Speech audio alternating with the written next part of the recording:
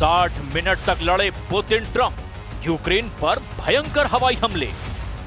60 minute तक phone पर Trump Putin को समझाने में लगे रहे कि वो यूक्रेन पर हमला ना करें, लेकिन पुतिन ने 60 मिनट में दो टूक कह दिया कि जब तक यूक्रेन के सभी 5 इलाकों पर रूस का कब्जा नहीं हो जाएगा, युद्ध किसी भी कीमत पर नहीं रुकेगा।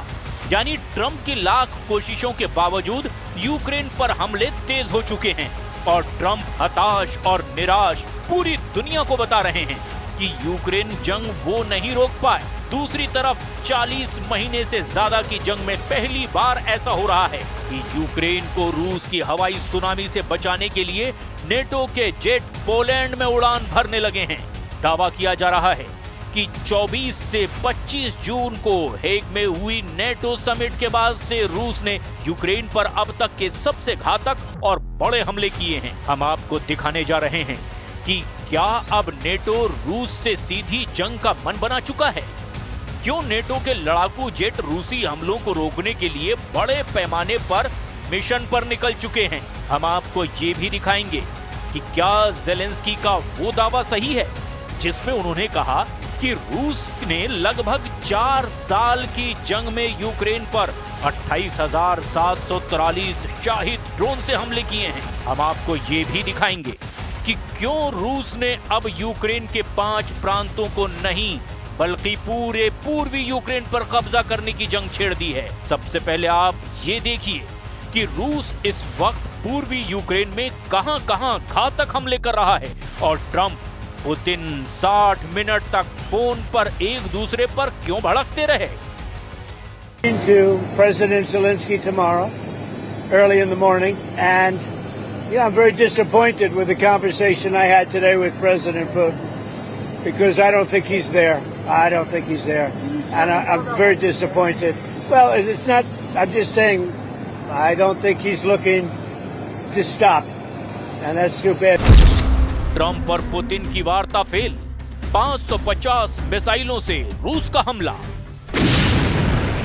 पिछले 7 दिनों से रूस के लगभग 50,000 सैनिक यूक्रेन के सुमे में भयंकर हमले कर रहे हैं। अभी तक जो खबरें बाहर आई है उसके मुताबिक जब से नेटो की मीटिंग शुरू हुई है उसके बाद से पुतिन ने यूक्रेन पर हमले 5 गुना तेज करवा दिए हैं। 3 और 4 जुलाई को रूस ने यूक्रेन पर तूफानी हमले किए हैं। जरा इन आंकड़ों को गौर से देखिए। रूस ने यूक्रेन पर 3 जुलाई सुबह 500 मिसाइलों और ड्रोनों से हमला कर दिया। यूक्रेन के राष्ट्रपति व्लादिमीर ज़ेलेंस्की ने दावा किया कि इनमें से 270 मिसाइलों को हवा में ही मार गिराया गया। इसके अलावा 330 शाहिद ड्रोन भी थे।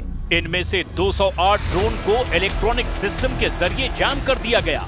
ये ड्रोन ईरान में बने हैं। इस हमले का सबसे बड़ा निशाना राजधानी कीव ही था। कीव के अलावा डिनिप्रो, सूमी, खार्किव, चेरनिहिव और आसपास के इलाकों को भी नुकसान पहुंचाया। कीव के मेयर विटाली क्लिट्स्को ने बताया कि इस हमले में कम से कम 23 लोग घायल हुए और उनमें से 14 लोगों को अस्पताल में भर्ती कराना पड़ा है। इस हमले से कीव के कई इलाकों में अपार्टमेंट बिल्डिंग, दुकानें, एक स्कूल, एक अस्पताल, रेलवे लाइन और दूसरी जरूरी ढांचों को भी भारी नुकसान पहुंचा है। कीव इंडिपेंडेंस के मुताबिक धमाकों की आवाजें 3 जुलाई की रात 10 बजे से ही सुनाई देने लगी थीं और ये 4 जुलाई की सुबह तक लगातार जारी रही। Почнулося від вибухів. Спочатку жужжали шахеди, потім вибухи, потім люди почали кричати під вікнами і вибухи шахедів не зупинялися. यूक्रेन पर रूस की हवाई सुनामी, नेटो ने उतारे लड़ाकू विमान। जरा कल्पना कीजिए अगर नेटो के 32 देशों के लड़ाकू विमान रूस से सीधी जंग करेंगे तो क्या रूस उनका मुकाबला कर पाएगा। जरा कल्पना कीजिए अगर नेटो के 32 देशों की आर्मी रूस के बॉर्डर में तबाही मचाएगी तो क्या रूस उनका सामना कर पाएगा। हम आपको बता दें कि ये कल्पना से ज्यादा अब हकीकत में होने जा रहा है क्योंकि ज़ेलेंस्की का यूक्रेन रूस से सीधे मुकाबला नहीं कर पा रहा। 28 जून से अब तक रूस ने यूक्रेन पर इतने भीषण हमले किए कि अब नेटो के लड़ाकू विमान भी रूस हमलों को देखते हुए युद्ध के लिए तैयार हो चुके हैं। पोलिश सेना के मुताबिक सुबह सुबह नेटो देशों के लड़ाकू विमानों को रवाना किया गया। दावों के मुताबिक यूक्रेनी अधिकारी दावा ये कर रहे हैं कि रूस ने 3 साल से ज्यादा समय में देश पर सबसे बड़े पैमाने पर हवाई हमला किया है। पोलैंड के ऑपरेशनल कमांडर ने कहा कि रूस द्वारा यूक्रेनी धरती पर रात भर हमले करने के बाद उसके लड़ाकू विमानों ने साथ साथ अन्य नेटो विमानों को भी जमीनी हवाई सुरक्षा और टोही प्रणालियों के साथ हाई अलर्ट पर रखा है। इधर ज़ेलेंस्की ने दावा किया कि जब से जंग शुरू हुई है तब से रूस ने यूक्रेन पर 28,743 शाही 136 ड्रोन से यूक्रेन पर भीषण हमले किए हैं। Missile exploded right next to it. One way or another, life itself is the main target of these attacks. Each one showing the true nature of Putin's war. Putin की परमाणु धमकी, atom bomb से सर्वनाश युद्ध।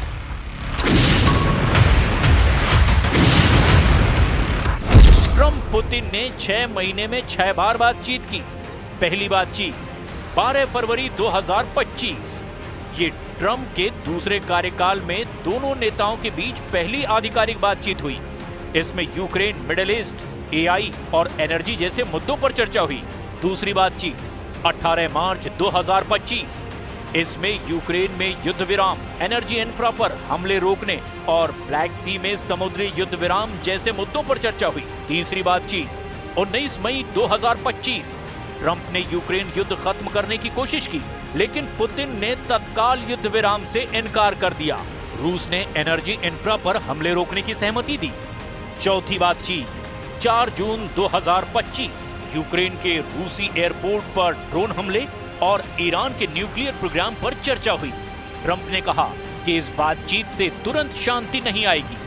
पांचवी बातचीत 14 जून 2025। बातचीत में मिडिल ईस्ट में बढ़ते तनाव, यूक्रेन युद्ध और ईरान के साथ परमाणु समझौते पर चर्चा हुई। पुतिन ने ट्रंप को जन्मदिन की बधाई भी दी। छठी बातचीत 3 जुलाई 2025।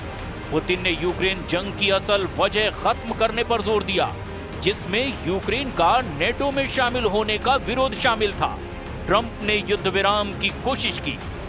ट्रंप बोले, आज की बातचीत से खुश नहीं हूं। राष्ट्रपति पुतिन के साथ अपने फोन कॉल के बारे में बात करते हुए राष्ट्रपति ट्रंप ने कहा, मैंने पुतिन के साथ काफी लंबी बातचीत की थी। हमने ईरान सहित कई मुद्दों पर बात की।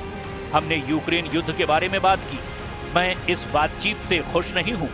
आज उनके साथ बातचीत में कोई बड़ा डेवलपमेंट नहीं हुआ। Потому что в нашей ядерной доктрине, и здравый смысл, и практика наших действий всегда говорит о том, что мы всегда отвечаем на все угрозы, которые нам создают, зеркально. रूस की हवाई सुनामी, यूक्रेन के उड़े चीथड़े। यूक्रेन पूरी तरह से घिरता जा रहा है। हालात ये हो गए हैं कि रूस ने पिछले 100 घंटे में यूक्रेन के पूर्वी इलाके के चीथड़े उड़ाकर रख दिए हैं। कोहराम मचाती रूसी सेना यूक्रेन को संभलने का मौका तक नहीं दे रही है। यूक्रेन की वायुसेना के एक अधिकारी कर्नल यूरी इग्नाट का कहना है कि रूस ने 3 साल से ज्यादा समय से चल रहे पूर्ण पैमाने के युद्ध में यूक्रेन पर सबसे बड़े हवाई हमले किए हैं। रूस के रक्षा मंत्रालय का एक बयान भी आया, जिसमें कहा गया कि उसने किंजल हाइपरसोनिक मिसाइलों सहित कई घातक हथियारों से हमले किए हैं। यूक्रेन की वायुसेना ने कहा कि रूस ने मॉस्को के दक्षिण पूर्व में अपने तांबो क्षेत्र के ऊपर हवाई क्षेत्र से 4 किंजल मिसाइलें दागी है। रूस ने कहा कि उसने यूक्रेन के सैन्य उद्योग और तेल रिफाइनरियों को निशाना बनाया है। यूक्रेनी अधिकारियों ने यह भी माना कि उनका एक F-16 लड़ाकू जेट और पायलट रूस के हमलों को रोकने के दौरान मारा गया।